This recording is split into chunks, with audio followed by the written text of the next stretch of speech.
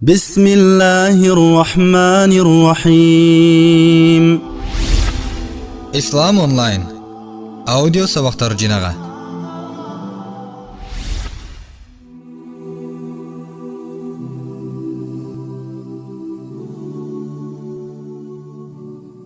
Эрте менен эрте турунун артыкчылыгы.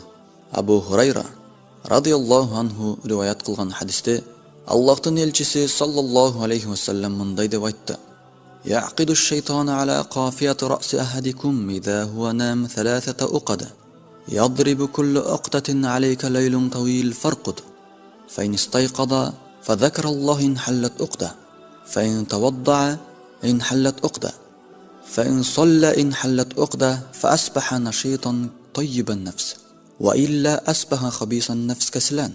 Уктаган кезде ар бир адамдын желкесине шайтан 3 түйүн түйөт. Ар бир түйүндү уруп, түнүң узун, бир аз уктай тур дейт. Эгерде ал ойгонуп Аллахты эстесе, биринчи түйүн чечилет. Даарат алса, экинчи түйүн чечилет. Намаз окуса, үчүнчү түйүн чечилет. Жана ал өзүн сергек, жайдары сезет.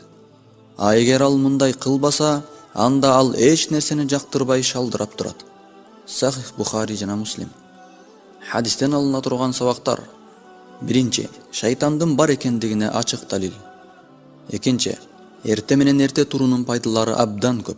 Алардын биринчиси шайтандын түйгөн түйүнүнөн бошонуу. Кимде-ким эрте менен ойгонуп даарат алып, Аллах Таала фарз кылган намазды окуса, анда ал ошол күнү эртеден кечке өзүн жайдары жана сергек сезет. Үчүнчү, шайтандын азгыруусу адам баласы үчүн өтө кооптуу экендиги баяндалды. Эгерде адам эрте таңда ойгонбой уктап жата берсе, анда анын желкесине байланган шайтандын түйүнү бошонбой, ошол күнү эртеден кечке шалдырап, эч нерсени жактырбай күн өткөрөт. Жана шайтан ошол күнү аны каалагандай азгырат, таңкы рызкыдан куру калат. Ошондой эле ал адам фарз кылынган баамдат намазын окубай уктагандыгы үчүн Аллахка күнөөкөр болот. Аллах Таала баарыбызды мындан өзү сактасын.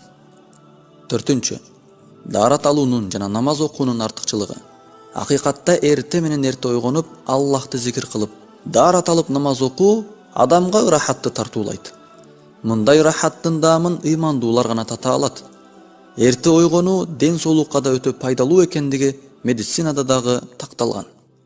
Бешинчи, пайгамбарыбыз үммөтүнүн шайтандын алыс болуусун абдан каалаган. Ошондуктан пайгамбарыбыз саллаллаху алейхи вассалам эрте менен эрте турууга буйруган.